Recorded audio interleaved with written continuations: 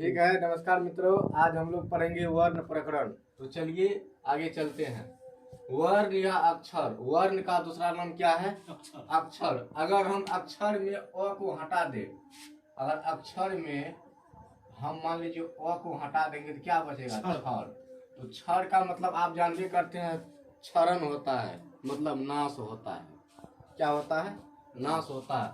क्षर का मतलब क्या होता है? नाश। जब उसमें अ लग जाए तो मतलब नाश नहीं होगा। क्षर का मतलब नाश हो जाना। जब क्षर के आगे अ लगा देंगे तो क्या बनेगा? अक्षर।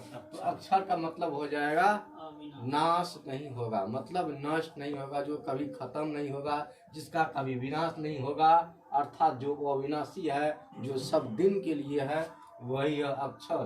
तो वर्ण या अक्षर, वर्ण का दूसरा नाम क्या है? अक्षर। जो कभी नष्ट न हो, जिसका कभी विनाश न हो, जो कभी खत्म न हो, उसे वर्ण या अक्षर कहते हैं। जैसे मान लीजिए अभी हम आपको एक आइसक्रीम देंगे, ठीक, आपको देंगे आइसक्रीम खाने के लिए, आप खा लीजिए, तो बताइए खत्म हो गया, उसका नाश हो गया आइसक्रीम का। यदि हम आपको कह देंगे कुलफुट्टा, मान लीजिए, तो आपको बुढ़ारी तक याद रहेगा कि सर जी हमको कुलफुट्टा बोले, याद रहेगा ना? वो कभी खत्म होगा, और किसी को बता दीजिएगा, उसको भी याद रहेगा कि नहीं सर उसको कुछ गाली दिए है, फिर वो भी दूसरा को बता देगा, वो भी कहेगा नहीं सर उसको गाली दिए थे।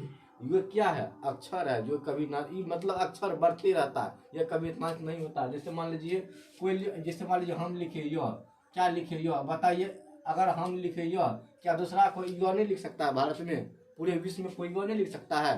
अगर नहीं लिखेगा, मान लीजिए हम यह लिख दिए और दूसरा कोई नहीं लिखा, तो तब समझ जाइए वो नाश हो गया, तब वो अक्षर नहीं है। तो यह को सब लिख सकता है, यह को सब यह पढ़ सकता है, क को सब क पढ़ सकता है। ऐसा नहीं कि को सिर्फ मेरे लिए ही आया है, को सबके लिए आया है, गो सबके लिए आया है। वो सब क्या हो गया? अक्षर। ठीक। अब है वर्ग। वर्ग 5 प्रकार के होते हैं। वर्णों को 5 वर्गों में बांटा गया है, जिसका नाम है कु चू टू टू पू, कु चू टू टू पू, कु चू टू टू पू, कु चू टू टू पू, कु चू टू टू पू। अब कु कहने का मतलब है कवर। कु कहने का मतलब संक्षिप्त फॉर्म। जैसे हम लोग जानते हैं, जैसे डॉक्टर लिखते हैं, क्या लिखते हैं? Doctor, DOCTOR, doctor. इसका संक्षिप्त फॉर्म क्या होता है? शॉर्ट कोड DR लिखते हैं ना। जैसे कुछ लोग लिखते हैं मिस्टर, MISTER, इसका संक्षिप्त फॉर्म क्या है? फॉर्म MR मतलब अगर MR लिखा रहता है तो हम लोग समझ जाते हैं मिस्टर है, अगर DR लिखा रहता है हम लोग समझ जाते हैं डॉक्टर है। ठीक। यदि DIR लिखा रहता है हम लोग समझ जाते हैं डायरेक्टर है। ठीक ना? तो वही है शॉर्ट फॉर्म। ये वर्ड का कु का मतलब शॉर्ट फॉर्म, वर्ण मतलब क ख ग घ, घ का मतलब होता है शॉर्ट फॉर्म, अर्थात क्या है? कु है। क्या है? कु है। समझ गए? हाँ, तो अक्षर समझ गए। अक्षर मतलब जो कभी नाश ना हो, जिसका कभी विनाश ना हो, वही क्या है? वही शब्द क्या है? वही अक्षर, वही चीज क्या है? वर्ण या अक्षर है। अक्षर समझ गए? तो अब इसको 5 वर्गों में बांटा जाए। कितने वर्गों में? 5 वर्गों में। कु चू टू टू पू। कु कहने का अर्थ है कवर। कु कहने का अर्थ है कवर। यदि हम कु कह दे तो आपको समझ आना है कि क ख ग घ अंग, क ख ग घ अंग, क ख ग घ अंग। अब है प्रत्येक वर्ग। प्रत्येक वर्ग में देखिए 5 वर्ण है, 5 वर्ण है। अब कु में भी 5 वर्ण है, चू में भी 5 वर्ण है, टू में भी 5 वर्ण है, तू में भी 5 वर्ण है, पू में भी 5 वर्ण है।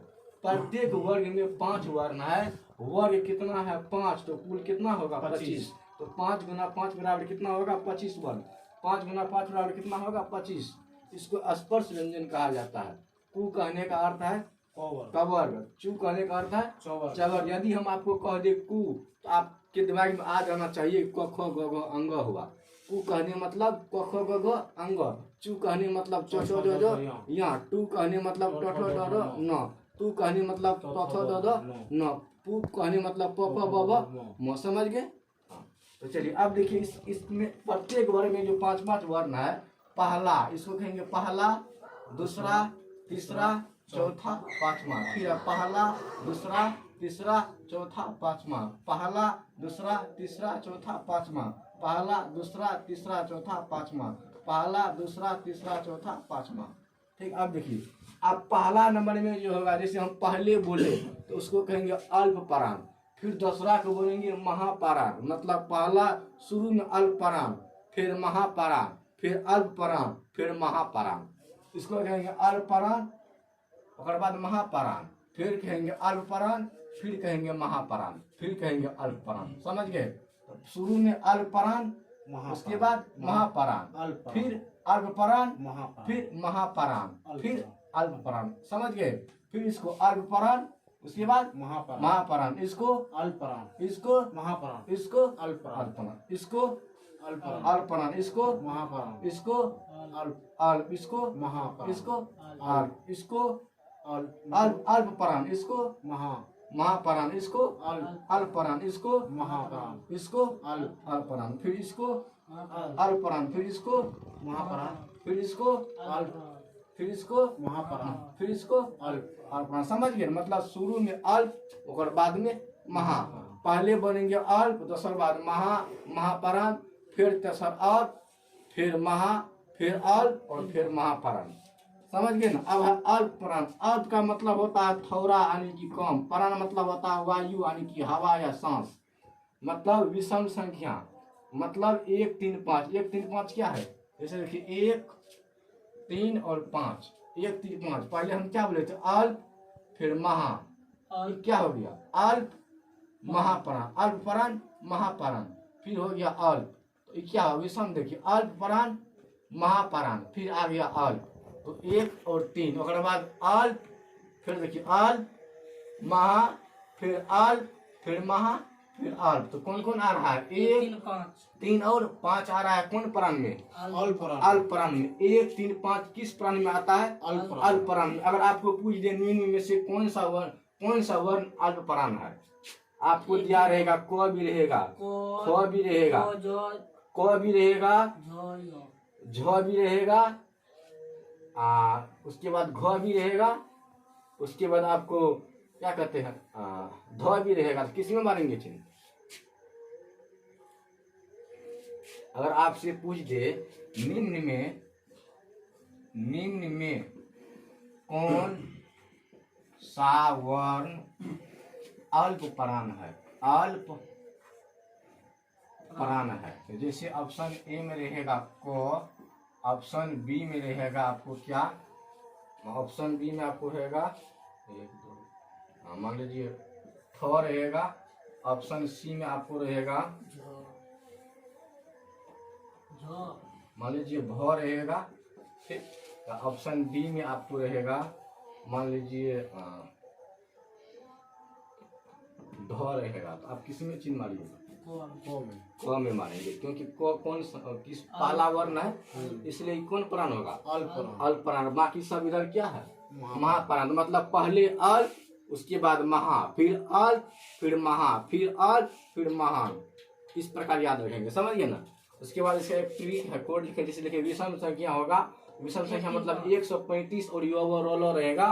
तो 135 मतलब पहला वर्ण, तीसरा वर्ण और पहला पांचवा वर्ण, किसी भी वर्ग का पहला, तीसरा, पांचवा और रोल को कहा जाता है अल्पपराण। किसी भी वर्ग का पहला, तीसरा और पांचवा वर्ण रोल को क्या कहेंगे? अल्पपराण। उसके बाद है महापराण, मतलब सम संख्या, मतलब 24 यहाँ पे क्या है? सम संख्या, मतलब किसी भी वर्ग का दूसरा और चौथा वर्ण तथा 100 100 100 और हो, ये कौन प्राण होगा? महापराण। अल्पपराण मतलब होता है थोड़ा, प्राण मतलब अर्थ, मतलब थोड़ा, प्राण मतलब वायु, ठीक है। जिसका उच्चारण करने में, जिन वर्णों का उच्चारण करने में थोड़ा वायु का प्रयोग हो, कम वायु का प्रयोग हो, उसे हम लोग अल्पपराण कहते हैं। जिस वर्ण का उच्चारण करने में हमें ज्यादा वायु का प्रयोग हो, ज्यादा हवा का प्रयोग हो, उसे महापराण कहेंगे, ठीक। उसके बाद है अघोष वर्ण। अघोष वर्ण मतलब 12, तो 12 मतलब पहला और दूसरा क्या कहेंगे? अघोष। देखिए पहला और दूसरा अघोष, बाकी सब महापराण घोष कहेंगे। पहला दूसरा क्या कहेंगे? अघोष वर्ण। देखिए नीचे क्या लिखेंगे? अघोष वर्ण। क्या लिखे अघोष, तो 12 मतलब अघोष, तो क ख को क्या कहेंगे अघोष, फिर च छ को अघोष, फिर ट ठ को अघोष, फिर त थ को अघोष, फिर प फ को अघोष। बाकी इधर जो 345 बचा उसको क्या कहेंगे घोष। 12 मतलब अघोष और 345 मतलब अघोष। 12 मतलब अघोष वर्ण और 345 मतलब घोष वर्ण। समझ गए? तो ठीक है, इसके बाद हम लोग फिर कल मिलते हैं। आज के लिए धन्यवाद।